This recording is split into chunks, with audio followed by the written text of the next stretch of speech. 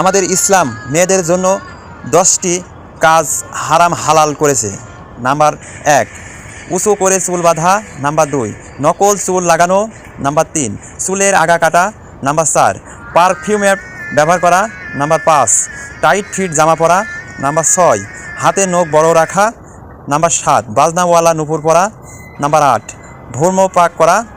Number 9, বেপর্দাভাবে চলাফেরা করা। Number 10, হাতে পায়ে নেল পালিশ ব্যবহার করা এবং আলতা ব্যবহার করা। আল্লাহ সকল নারীকে বোঝার তৌফিক দান করুক, আমিন। আমাদের ইসলাম মেয়েদের জন্য 10টি কাজ হারাম হালাল করেছে। নাম্বার 1, উঁচু করে চুল বাঁধা। নাম্বার 2, নকল চুল লাগানো। নাম্বার 3, চুলের আগা কাটা। নাম্বার 4, পারফিউমের ব্যবহার করা। নাম্বার 5, টাইট ফিট জামা পরা। নাম্বার 6, হাতে নখ বড় রাখা। নাম্বার 7, বাজনাওয়ালা নুপুর পরা।